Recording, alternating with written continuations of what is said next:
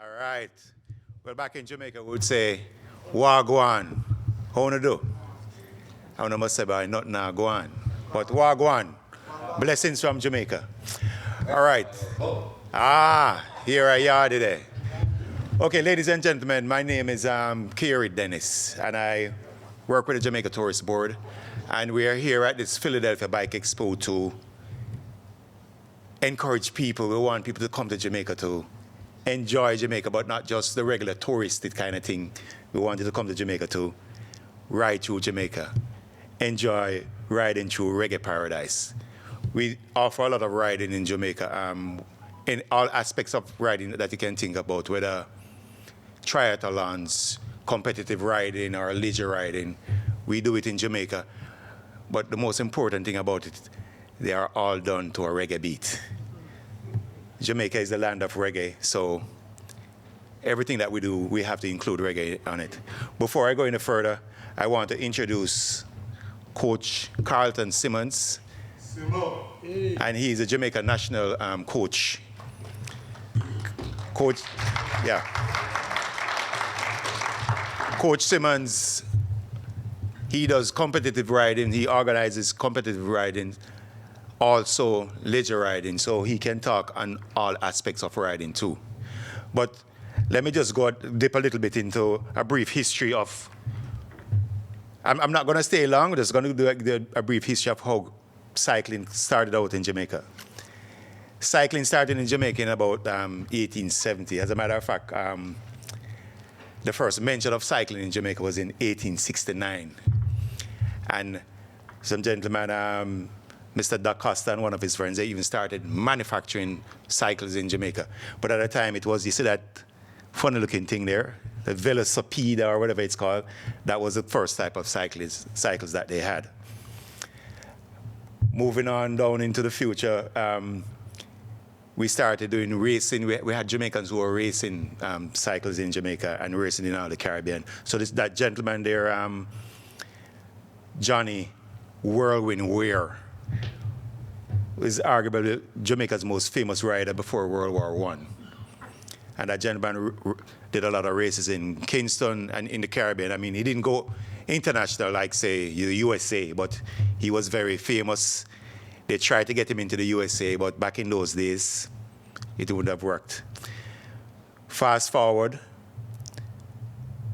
we have had riders who have competed internationally and have even won medals at Olympics. So that gentleman, David Weller, won a bronze medal at the Moscow Olympics in 1980. And we have other people who are riding competitively. And to the future, we have this lady.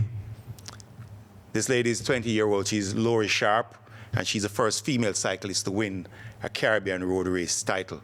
And I must give kudos to our national coach, Carlton Simmonds, for the one who trained her to achieve those great heights. Lori is the future of cycling in Jamaica. As a matter of fact, we are sure that she's going to be representing Jamaica at the next Olympics, and I'm sure she's going to medal. She's riding now, and Coach will tell her where she's riding now, but she's riding internationally now. I think she's riding for some cycling club in the US, and she's doing quite well on the international scene. So in a nutshell, that's where Jamaica cycling came from to where it is now, and we are looking forward to even doing more in the future. Not going to bore you, show you a landscape. I know you're all riders. This is what Jamaica looks like. And our highest mountain is the Blue Mountains. It's 7,402 feet, or about 22,000 plus meters above sea level. The temperature at the Blue Mountain is something similar to what we're experiencing now, and that's how the Blue Mountain is at all times, like what we're experiencing here now. They do a lot of mountain biking, gravel cycling that happens in the Blue Mountain. And right across the center of the country, that's where all the high mountains are.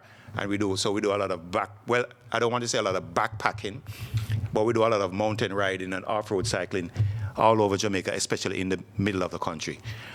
Around the perimeter of the country, that's where we have a lot of our highways, and that's where a lot of road racing takes place.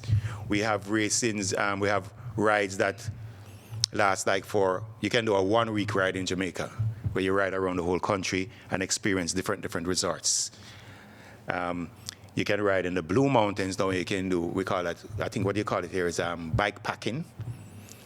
So that can be done in the Blue Mountain. Ride up into the Blue Mountains, get some Jamaican Blue Mountain coffee, go into a river, and all of that. Yes, ma'am. You said we call it bike packing. What do you call it? You just ride and hike. Ride, hike, and overnight. But I have some videos that are going to be coming up. Like I said, I don't want to bore you with too much talking. Let me give you a nutshell of what Jamaica is. Well, we have a couple resort areas in Jamaica. Negril is one of them. It's called the capital of casual.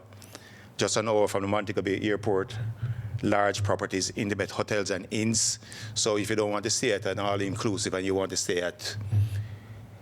All right, let me tell you something. In Jamaica, we have everything for everyone. If you want to stay in a hut on the beach, you can find it in Jamaica. If you want to stay at a 10-diamond hotel, butler service and private jets and all that kind of stuff, you can find it in Jamaica. Negril, going back to Negril, Negril is the capital of casual. If you want to get your wild side on, that's where I would suggest you go to. You go to Negril. Lots of beaches, lot of green gold, Jamaican green gold, legally. Jamaican green gold, that's where you go to the Negril, cliff jumping and all that kind of stuff. You enjoy yourself, the wild side in Negril. Montego Bay is more for the adulty kind of people who don't really do a lot of activities. If you want to golf or horseback riding, visit some great houses. But again, a lot of shopping is there, and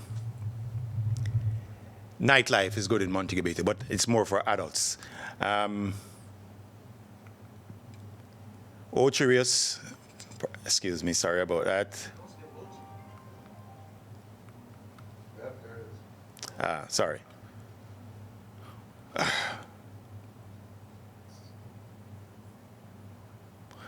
Ocherius, the centerpiece of Jamaica. That's where most of our attractions are. So it's a very ideal place for families with young kids and all that kind of stuff. There's lots of stuff to do. Lots of attractions, lots of nightlife, lots of good beaches. But all the beaches in Jamaica are good. Jamaica is an island, and we are surrounded by the water, so we have a lot of beaches. Port Antonio, I'm going too fast. Port Antonio is sort of laid back, tropical, jungly. A movie has always been filmed in Port Antonio. The last James Bond movie was filmed there. Papillon was filmed there. Night and Day was filmed there. If you go to Port Antonio right now, there's a movie that's going to be coming out soon called Inheritance that is being filmed in Port Antonio right now. If you want to be a movie star, that's where you go. Anytime you go to Port Antonio, you'll always see people from Hollywood and Beyonce.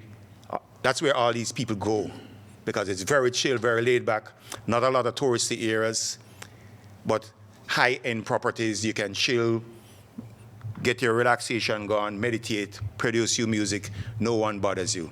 Port Antonio, as I say, if you want to be a movie star, go to Port Antonio because more than likely you'll walk into a movie set. All right? Kingston, the cultural capital of Jamaica, the heartbeat of Jamaica. And this is where you get your Blue Mountain coffee, your reggae music, your track and feel, your carnival. Who of you have ever been to Carnival? All right. Well, Carnival, that's where you go to when you want to enjoy Carnival in Jamaica. And right now, it's Carnival season in Jamaica right now. Carnival and track season is happening in Jamaica right now. So I encourage you, remember this time, Carnival normally happens around Easter. So next time, if you want to go to Jamaica, you have stuff to plan your trip around. That's what, another 4 weeks? 3 weeks. Yeah. The South Coast, this is where we have a lot of community tourism, off the beaten track. You can swim with crocodiles, you can jump off Lover's Leap. I'm kidding. But we have tours that takes you along the Black River. Black River is the longest navigable river in Jamaica. You can tour it for about 40, 50 miles up, and you can, it's full of crocodiles, They're tame, not gonna attack you, because we do a lot of trips and you can feed the crocodiles and all that kind of stuff. But lots of community tourism. our better sugar estates are down that side. So Appleton Rum Estate, if you know about Jamaican rum, we do good rum. That's where the Appleton Rum Estate is, and very private and intimate accommodations. And again, a lot of beaches. And stop boring, you know. I'm going to show you some videos of cycling in Jamaica and the landscape of Jamaica. All right? So let's start. I have some other videos to show you, but we're going to be playing tag team. You're hearing my voice so much, so I'm going to allow you now to hear Coach Simmonds, and he's going to give you some insights of what cycling on a competitive and from a governmental aspect, because he's with the Jamaica Cycling Federation, so he's going to explain all of that to you. Go ahead, Coach. Use this one. Good afternoon. As you know, my name is Carlton Simmonds. I've been given the headache to help to steer youth development in Jamaica in terms of getting our youngsters prepared for national duties from the juvenile right up to the elite level.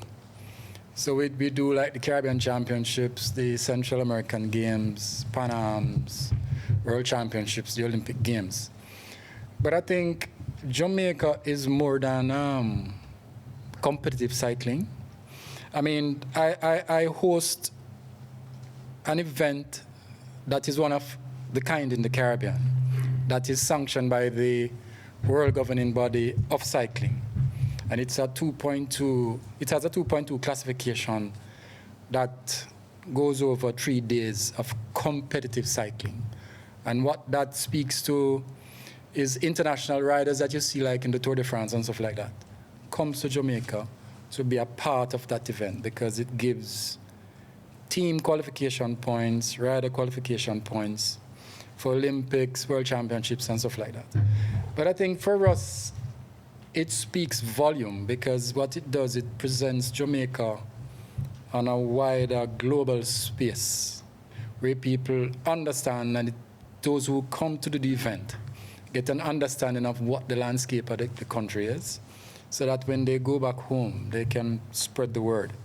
So I think from the tourist board and the government side, it is important that we have these type of events, because it helps to sell Jamaica, not just as a location for sea and sand, but to bring people to see the country, the nitty-gritty of the landscape on a bicycle. So hence why we're here to promote Jamaica as a safe space, a lovely space, a space where you can come and enjoy a bicycle, meet and greet the locals, have a chit-chat, enjoy the local cuisine, you know, the sea, I mean, the rum. If you tend to want to get back to the sea, it's fine. But it's more engaging the local populace. So hence now we're looking at the ride and camp, where people can just feel safe, go out, enjoy the space. So that is what we are here promoting. So for us is engaging with you guys through a Q&A type of setup, where we can get feedback from you and what it is that you would like to see or get from a visit to Jamaica.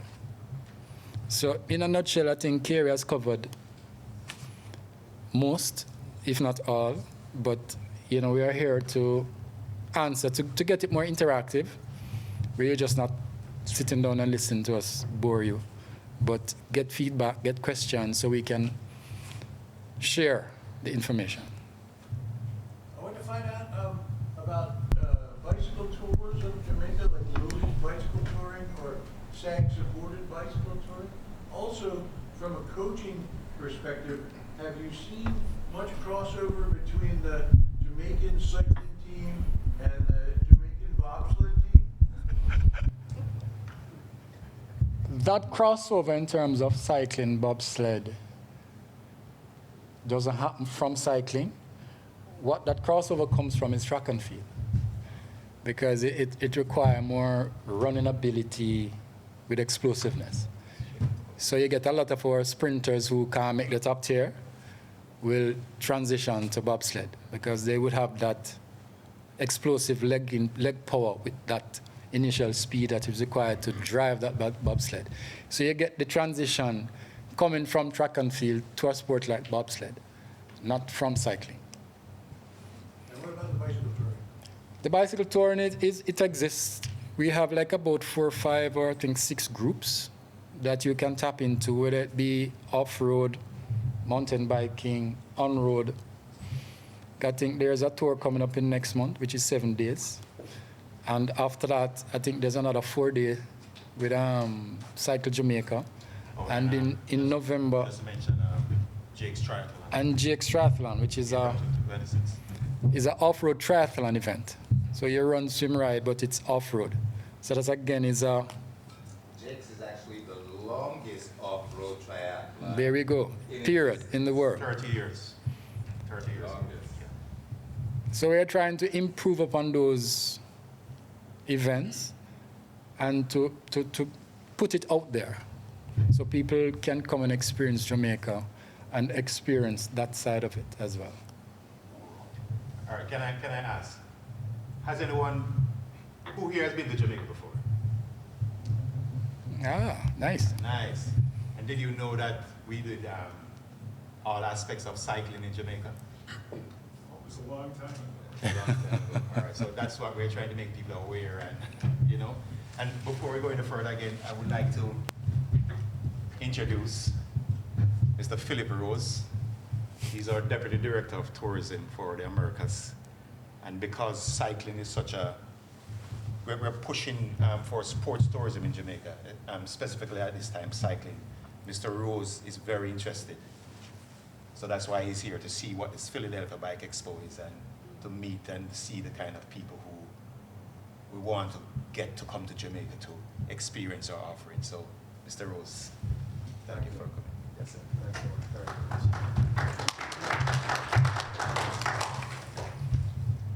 Go ahead. So, yeah. So for the Cycle Jamaica, what can you tell us about the cycling tour, the course itself? I think that event is on the open highway. It's on the North Coast Highway. It encompasses a lot of flat and hills along the highway. How are the hills?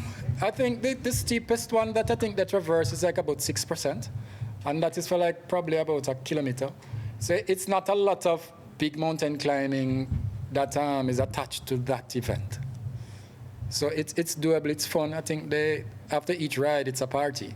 So you can go and enjoy sea and sand while having fun on your bike. And let me just add that Cycle Jamaica, they normally incorporate some kind of community service Yes. or social activity. Yeah, that's a big part of So their they thing. will visit like a school, interact with the kids.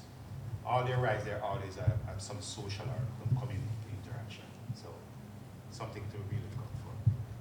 I have a video, I have a couple of videos that I should be showing a video of one of their activities. Yeah. You have a question, ma'am? I just wanted to add to your question, not to be scared of the hills, because all the organized rides have really experienced and wonderful ride marshals who will help you up the hill with a light Yes. Any other questions? Daily average mileage. Coach. It differs between the different rides. Discover Jamaica by bike, I think the max you might do per day for the 7 days is like about 80 miles. So can I talk to that one? Sure, sure. So Discover Jamaica by bike is we start May 1st through the 7th. Okay, And it's starting in Montego Bay okay. this year. Last year we started in Kingston. The longest ride, a Century Day, Century. is 108 miles. Okay. So it differs. It differs. It differs per day. But as our good friend says, I think that's the longest leg. That yeah. And then normally after that, when they do that century ride, they don't ride the next day. They stay 2 nights, 2 days in that location, so you can recoup before they come. Even though we started cycling in Jamaica, started cycling in 1869. we are still, let me say, in a developmental stage. So again, that is one of the reasons we're at functions like these, to get experience, to meet people, get feedback from you. We want to find out what you want, what you're looking for in a destination and stuff. So bear with us. We don't have all the bases covered, but we are getting there. All right? So. Is anyone here who's toured by Bicycle Jamaica? Like, tell us what the stops are? That To your gentleman left. has done it. The lady, that lady has done it. Ah, I remember you. Hey! That lady is a soldier. you did the Discover by Bike, right? Yes, Wow. I'm going back again. Oh. And I mean, once you click on to these guys' site, it will itemize the structure of how the rides are set up and done. So you can access the information per these events. Bina, one of the ladies who are responsible for this bike show, she has done the Discover Jamaica by Bike too. She has been to Jamaica a couple times, so Are yeah. there any like social rides like in the cities in Kingston and all? Because here in like Philly, like we do like just Wednesday night ride, it's like a social ride, and we always get together and ride around the city. And it's a cool way to see like just the city and all the buildings, neighborhoods. Is there anything like that going on in Kingston or the other cities? We do. There's a mountain bike crew that does a lot of moonlight riding Yeah. up in the hills. Yeah. But like Um, in cities, though, is there? Outside of that, in terms of social ride, it's social but antisocial, if you ask me, because of the speeds that these guys ride at times. So we call it nosebleed rides. But I mean, it's if you're in the space, you can reach out and a group can be created and you can enjoy your There's bike. always a ride. There's always a ride. Every weekend there are lots of rides happening. And every Yeah. during the course of the week, Tuesdays, Wednesdays, Thursdays, Saturdays, Sundays. Like social media they put it out or like Yeah. Yeah. Instagram, Facebook, you name it. Yeah, man. Once you're in the country, you can find a ride somewhere. Ladies and gentlemen, thank you for having us. One love. Any final